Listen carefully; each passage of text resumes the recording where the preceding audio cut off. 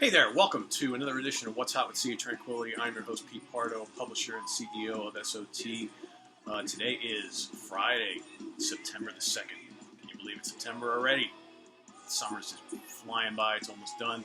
Last few weeks of it, so we're finishing out some of the most noteworthy releases of the summer season. We've got a bunch of them here today for you, so we're going to kind of knock them right out.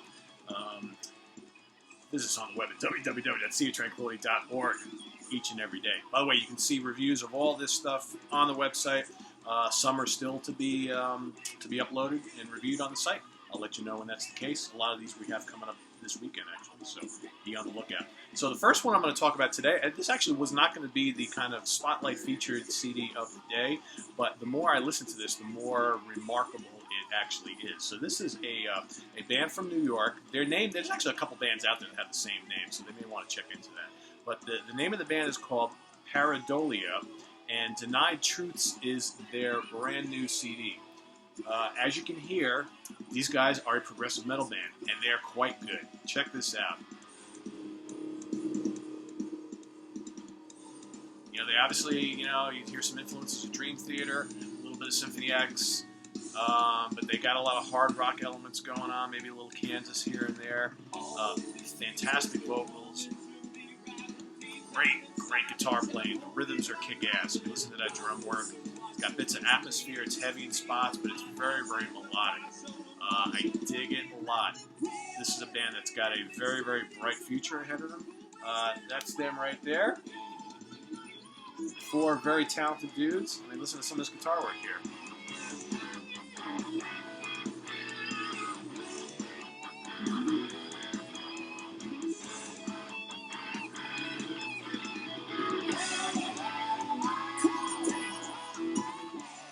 It's very catchy, folks, and like I said, if you dig progressive metal with a lot of classic hard rock elements, can't go wrong.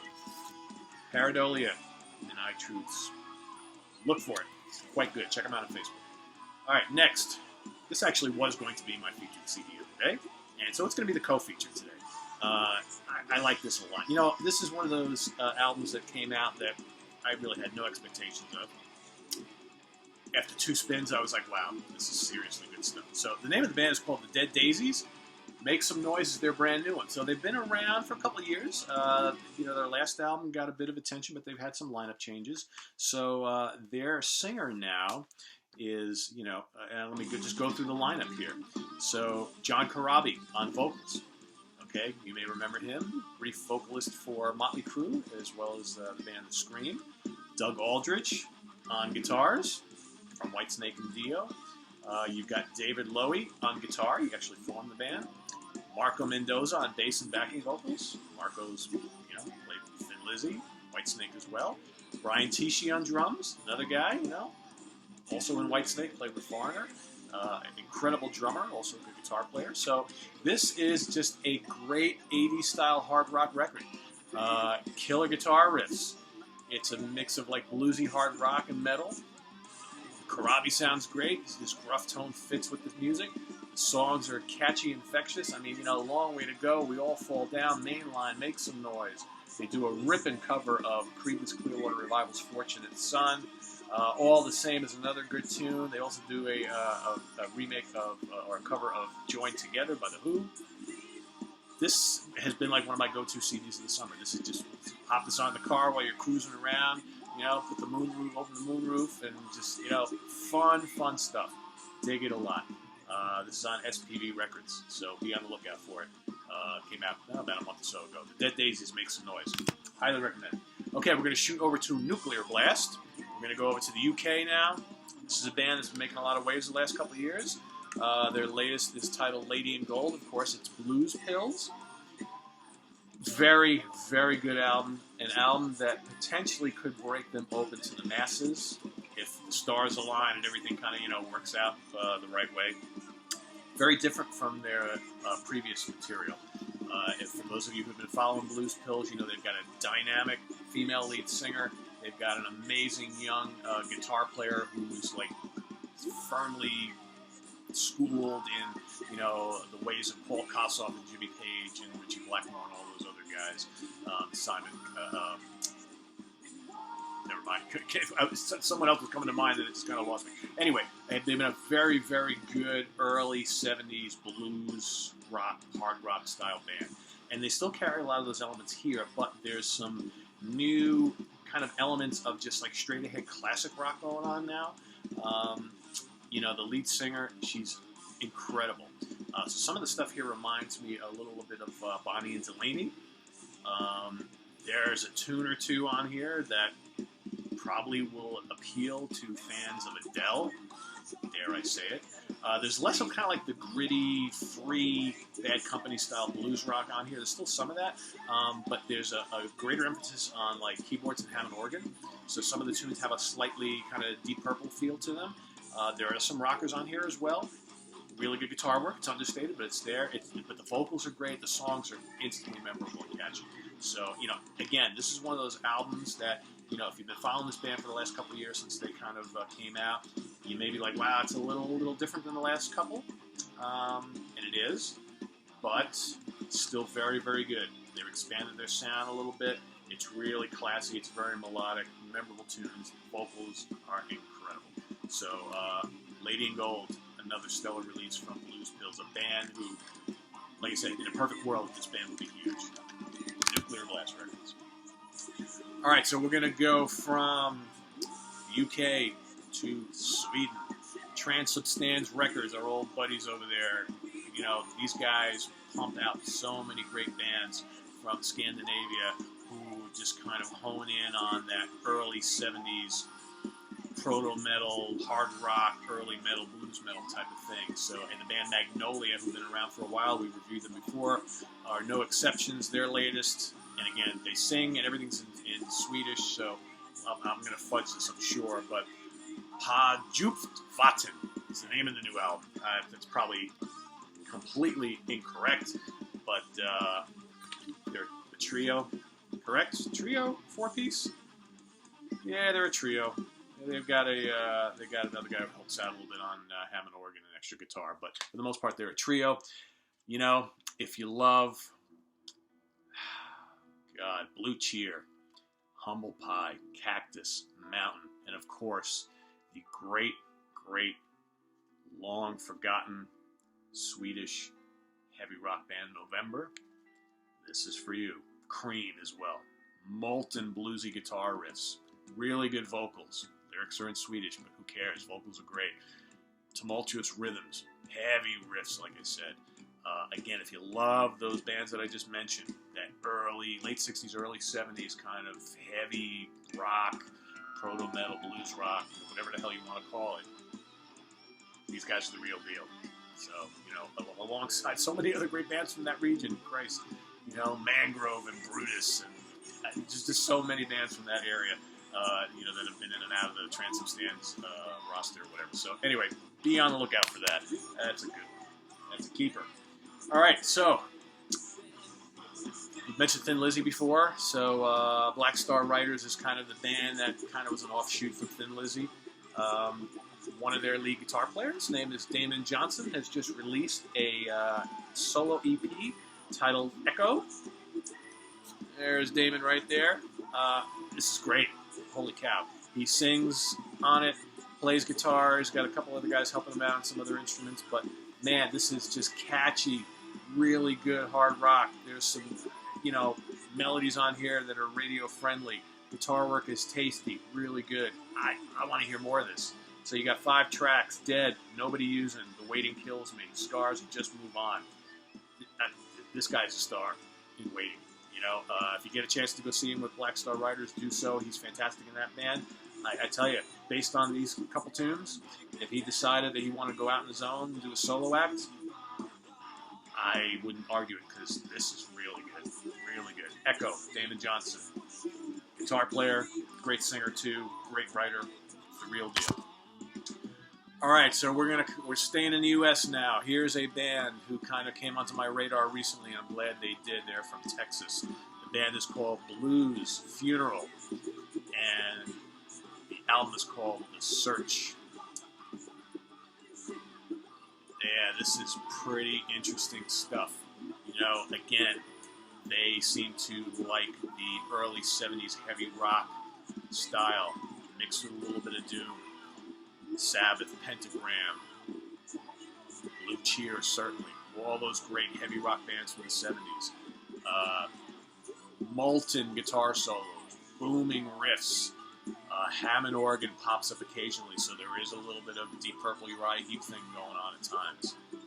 Right in my wheelhouse, folks. Absolutely. So, again, that sort of thing is what you dig. Check these guys out. Follow them on Facebook. Okay, they're posting all sorts of cool stuff on their Facebook page. Highly recommend this. This was a welcome surprise for me. You guys contacted me, sent me the CD. Loving it, digging it. Listen to it a lot. Blues Funeral. Love the name of the band, too. How cool is that? So, take away that. Okay, we're going to go from Texas to Virginia. Blackened Sludge Doom. Right? Beldam. Still the Wretched Linger. We got evilness on the cover. This is some hot stuff, folks. You know, all sorts of really lurid, creepy artwork and images throughout the CD. You know, I don't even know who to compare these guys to. You know, at times they do the Doom thing quite well, but they've got these kind of like black metal screechy vocals mixed in. It's a really interesting combination. A lot of fuzz, a lot of distortion. You know, at times it's upbeat, at times it's funeral doom. At times it's just complete like noisy sludge. I dig it. This is quite good. It's on Horror, Pain, Gore, Death Records. Oh, yeah. Again, from Virginia. Support local music here in the U.S. These guys are quite good. If you like kind of Blackened Doom, Blackened Sludge, or if you've never listened to anything like that before, but you kind of like doomy, sludgy type of stuff, investigate this. I dig it. Okay, now we're going to go over to jazz. So a couple months ago, actually not that, yeah, maybe a couple months ago, I was ranting and raving in a positive way about the latest Santana release, which featured the majority of the classic band for the first time in a million years, right? So, and then I went to see them at Madison Square Garden with Journey, and I was raving about the still amazingly capable and impeccable drum skills of one Michael Shrieve, who is not only great on the Santana 4 album and all those old albums as well, was great in concert, and he's fantastic on this. Michael Shrieve, Spellbinder. This is another band he's working with, a band of hot. I believe these guys kind of reside in the Seattle area. This is fantastic contemporary jazz fusion with some nods to the 70s, you know, stuff that we all know and love. It's Michael Shrieve on drums, Joe Doria on keyboards, Danny Godinez on guitar, Farco Dasimov on bass, and John Frick on trumpet. Yeah, this is good stuff. Think like the Brecker Brothers, and, you know, little bits of Weather Report, and, you know, some Miles Davis, and I totally love this. And, you know, Shrieve is just awesome on here. Guy's still a great drummer. I think he's like 70 years old now. The guitar work is off the charts. Great keyboards, fantastic trumpets. The rhythms are killer. Yeah, if you really like, you know, hot jazz fusion, I can't miss right there, folks. Okay, now, we got a little bit of an oddity here, all right? So, you know, I have known the guys in New York, they're actually from Long Island, prog rock and fusion, and a little avant-garde band, Frog Cafe, right? I go way back with these guys. They're just a really good group, great bunch of guys. I've seen them numerous times. And, you know, so they're fairly regular. You know, they tour a lot, play some shows. Usually can expect a release from them every couple of years. They put out some live stuff. Well, you know, they also work on some side projects as well. And my good buddy Andrew Sussman, who's the bassist for Frog Cafe, also plays some cello. He's doing this little side project with a fella named George Guerrer, who's a guitarist, banjo player, and singer. The project is called Pluck Rail. The album is called Trigger. All right, there's Mr. Suss right there and his cohort. You know, this is as far from Frog Cafe as you can possibly imagine. This is kind of like a folky, bluegrass, country type of project. A little bit of pop in there, a little bit of blues. There's even like a couple songs where they kind of get some like acoustic punk ferocity. But it's quite good. I mean, you know, let's be real. Nowadays, you've got, you know, that kind of crossover country pop, whatever you want to call it, is really, really big. You know, and bands who are doing that little bit of country, a little bit of folk, a little bit of bluegrass, mixing with pop, you know, very popular style right now. My boy Suss and his buddy Greg, I think, could really make some waves with this. I'm sorry, his buddy George, not Greg. You know, it's really rootsy. It's catchy. You know, I mean, it's not rocking by any means, but you know, there's good vocals on here. The melodies are good.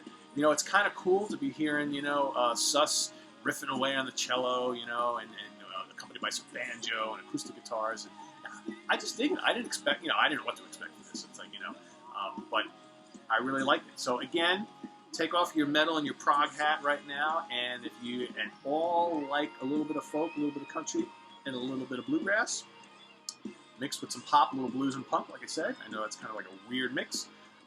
Check this out. Pretty interesting. Go out to their Facebook page, say hello to the guys, you know, check out some samples. So again, Pluck Rail, Trigger, different, and recommend. All right, so now we're going to go into some kind of reissues and live stuff and all those good things. So this is from Asia. It's called British Live Performance Series. This is a show from, oh Lord, I believe it's 1990 or 92. Noteworthy, because it's a very good show, and they play, you know, all of the stuff you'd expect up to that point from the first, you know, 3 or 4 albums. But this is like the one recording, and it's a live recording, that you're going to get with none other than Pat Thrall on lead guitar. And let me tell you, that Pat Thrall, of course, you know, played with Glenn Hughes, he played with Pat Travers. He's ripping on this. You know, I know a lot of you are saying, but, you know, Steve Howe is, in our mind, the only guitar player for Asia. And, you know, that's probably true for most people. But to hear Asia with Thrall on guitar is pretty damn cool. So he just adds like a metallic sheen to some of these songs that, you know, it's a little bit different from Steve Howe. So I really dig it. This is good for me, because I love Asia. But, you know, Pat Thrall basically did, you know, a tour or two with them, and then he was moving on to other things. So this is a great document of that time period after Howe left, and he kind of stepped in for a little bit. So really, really good, folks. Okay, over to DVD now. So if you're a Deep Purple fan, you may or may not have picked up that live DVD box set back in 2008, I believe, called All Around the World, I believe it was called. It contained a few shows, full shows, from the beginning stages of the Steve Morse era in the band. So one of those was live at the NEC. Okay, so again, if you're one of those fans who did not purchase that box set and have never had, owned, or seen live at the NEC, well, now our folks at Eagle Rock have got it for you on its own. It's a good one. Okay, this was recorded in 2002, so you figure Morse has been in the band by this time about 5 or 6 years, right? So this is actually the first tour with Don Airey on keyboards, and it's actually the last live performance with John Lord, who joins about 3/4 of the way through the set and helps them finish out the set. So him and Airey are playing side by side. It's actually really, really cool. It's a great show, by the way. So, you know, you got, I'll read you the set list. Fireball, Woman from Tokyo, Mary Long, Ted the Mechanic, Lazy, The Well-Dressed Guitar, When a Blind Man Cries, Space Truckin', Don Airey keyboard solo, joined by John Lord for Perfect Strangers, Speed King, guitar solo by Moore, Smoke on the Water, Hush, Blacklight, and Black Knight, and Highway Star. Band is in prime form. Morse, especially, is screaming good on this. His guitar work is just muscular, up front, heavy, virtuoso lead work. I mean, you know, Gillan sings great on here. The rhythm section's cooking as always. And Airey is on top of his game as the new guy, and standing next to John Lord, you'll have the hairs on the back of your neck going up listening to these guys ripping together on the Hammond organ and whatnot. So great video quality, sound quality is fantastic. Again, a quality product from the folks at Eagle Rock. Check it out if you haven't before. All right, so more reissues and stuff. So BMG is back, folks, in a big way, and they're kicking off some of their reissue campaigns specifically for the band Emerson Lake Palmer, one of the greatest British progressive rock bands, or greatest progressive rock bands anywhere in the history of the genre. And as you know, Keith Emerson passed away earlier this year. So we've got, hold on, we got dogs barking and everything. Sorry about that. The wonders of owning 3 dogs and trying to do a live show here. So they have remastered, reissued, started the LP catalog. There's going to be more coming up later this year, but they've done the first few releases. So we've got the debut, Emerson Lake Palmer. Okay, so we've got the original album remastered. It was a remaster done in 2012. Sounds great. But then on disc 2, you got the alternate album, which includes a remix, a stereo mix from Steven Wilson.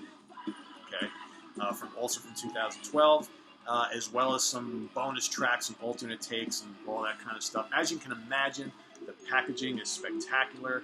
You know, you've got tons of photographs. The booklets are just jam-packed with all sorts of, goodies. Live photographs, essays. It's, if you're a fan, you need to own this.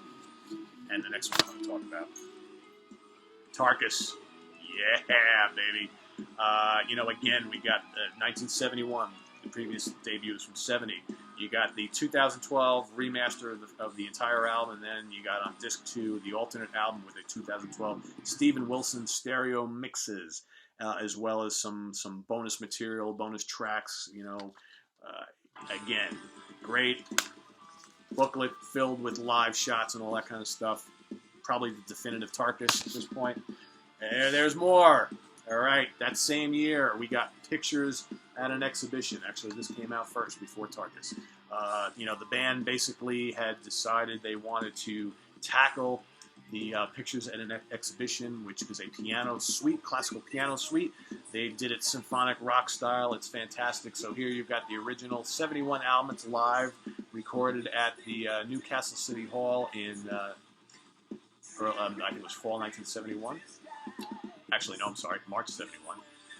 You have here, this is the 2016 remaster, just remastered for this edition. Sounds spectacular. You've also got a handful of tracks, like a medley of the Pictures suite, recorded in Puerto Rico from 1972. Pretty hot. And then on disc 2, here's the kicker for this, you've got live at the Lyceum Theatre from London, 1970, September 1970. So that was actually done a few months before they released Pictures at an Exhibition from the Newcastle City Hall show, right? So it was kind of like a warm-up for that. And they go through the whole Pictures at an Exhibition suite, as well as, the Barbarian, Knife Edge, and Rondo from, the stuff that they were playing from the first album before that. So, again, packaging, fantastic. Here's my man right there, the late Keith Emerson. Sound quality is incredible. You got, the booklet. You just can't go wrong with this stuff. If you're a geek for crap like this is a must-have. Come on. So, expertly packaged. Sound is great. For the ones that Steven Wilson worked on, really, really job well done. In addition, they've come out with this, Emerson Lake Palmer, the anthology, which is a 3 CD set, which has, some of their best selections from throughout their discography. It comes in like a nice little case-bound book, all sorts of stuff. Chris Welch did the commentary, pictures of all the albums, live shots, all sort of promo shots. If you don't have any ELP, been looking to investigate them, this is a great place to start. It's got a selection of just about everything you'd want to hear. You're missing a lot, obviously. But if you really want to get into ELP, you're going to want to go and get all the individual albums. But if a collection is good enough for you, the mandatory stuff is here. So there you have it. Real quick before we go, because the last part of these episodes is Forgotten Favorites. So today, we're going to talk about an American band. This album is from 1975. The reason we're going to talk about this band today is because they've got a brand new album coming out in a couple weeks. The first album from them in 15, 18 years. I don't even know exactly how long it's been. It's been a long time. It's called The Prelude Implicit. Yeah, for those of you who know what I'm talking about, you know I'm going to talk about an old Kansas album. That is correct. So we're going to talk about Mask from 1975. Forgotten favorite. Everybody, people talk about Kansas, they talk about Leftoverture and Point of No Return, possibly Song for America. Deservedly so. Those are their three best albums. However, this one ain't far behind, folks. When you got Icarus, Wings of Steel, and Child of Innocence and Mysteries of Mayhem on the album, can't be all that bad, right? Three classics right there, along with a lot of other good stuff. So, this album is pretty rocking. It's a little bit different than some of their other albums. Got some bluesy stuff on it as well, and some hard rock, but I totally dig it. One of the best prog bands, probably the best American prog band ever. And they're back and stronger than ever with a revamped lineup, new album coming out. So make sure you check out the new album when it comes out on September 23rd. But also don't forget to go back to their amazing catalog and revisit the great music that this band has produced throughout the years. So with that, I'm going to leave you. Once again, I am Pete Pardo with Sea of Tranquility. Visit us on the web at www.seaoftranquility.org. We're here every couple weeks on YouTube. We're also on Twitter, and we are also on Facebook. So till next time, be safe. Investigate all this great new music, but don't forget the classics. We'll see you next time. Take care. Have a great weekend, people. Bye-bye.